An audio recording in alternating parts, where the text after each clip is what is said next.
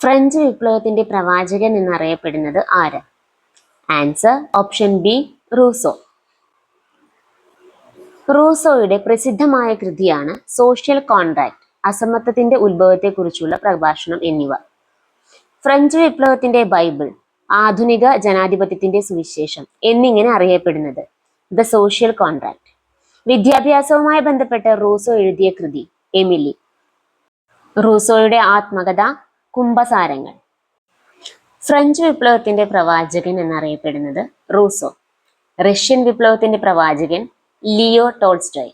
Indian ദേശീയതയുടെ പ്രവാചകൻ രാജാറാം മോഹൻ റോയ്. പാകിസ്ഥാന്റെ പ്രവാചകൻ മുഹമ്മദ് ഇഖ്ബാൽ. ആധുനിക ഫ്രാൻസിന്റെ ശില്പി നെപ്പോളിയൻ ബോണപ്പാർട്ട്. ആധുനിക റഷ്യയുടെ ശില്പി പീറ്റർ ചക്രവർത്തി. ഇന്ത്യയുടെ പിതാമഹൻ ദയാനന്ദ സരസ്വതി. ഇന്ത്യൻ ദേശീയതയുടെ പിതാവ് സുരേന്ദ്രനാഥ ബാനർജി. ഫ്രഞ്ച് വിപ്ലവത്തിന് ഉത്തേജനം നൽകിയ ചിന്തകന്മാരാണ് റൂസോ, വോൾട്ടയർ, മോണ്ടസ്ക്യൂ.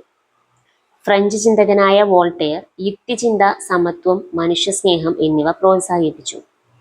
വോൾട്ടയറിന്റെ പ്രധാന കൃതിയാണ് the age of Louis XIV. ജനാധിപത്യത്തെയും റിപ്പബ്ലിക്കിനെയും പ്രോത്സാഹിപ്പിച്ച ഫ്രഞ്ച് ചിന്തകനാണ് മോണ്ടസ്ക്യൂ.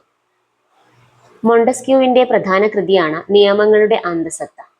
ലോകത്ത് ഏറ്റവും കൂടുതൽ കാലം ഭരിച്ച ഭരണാധികാരിയാണ് ലൂയി XIV. രാജാവിന്റെ പരമാധികാരം, ഉപരിവർഗത്തിന്റെ മാടമ്പിത്തം, കത്തോലിക്ക പൗരോഹിത്യത്തിന്റെ പ്രത്യേക അവകാശങ്ങൾ എന്നിവയെ അടിസ്ഥാനമാക്കിയുള്ള ഫ്രഞ്ച് ഭരണവ്യവസ്ഥയെ സമത്വം, സാഹോദര്യം, സ്വാതന്ത്ര്യം തുടങ്ങിയ ജ്ഞാനോദയ മൂല്യങ്ങളെ മുൻനിർത്തി മാറ്റിമറിച്ച 18-ാം നൂറ്റാണ്ടിലെ രാഷ്ട്രീയ സാമൂഹിക കലാപമാണ് ഫ്രഞ്ച് വിപ്ലവം. രാജാവിനെ വിചാരണ ചെയ്ത് വധശിക്ഷയ്ക്ക് വിധേയമാക്കിയത് വിപ്ലവത്തിലൊരു നിർണായക സംഭവമായിരുന്നു. ഫ്രഞ്ച് വിപ്ലവം നടന്നത് 1789 മെയ് 5 മുതൽ 1799 നവംബർ 9 വരെയാണ്.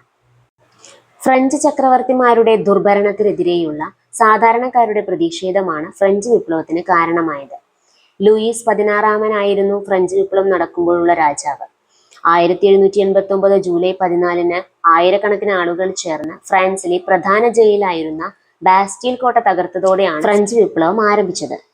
ഫ്രഞ്ച് വിപ്ലവത്തെ എതിർത്തിരുന്നവരെ വധിക്കാൻ ഉപയോഗിച്ച ഉപകരണമായിരുന്നു ഗില്ലറ്റിൻ.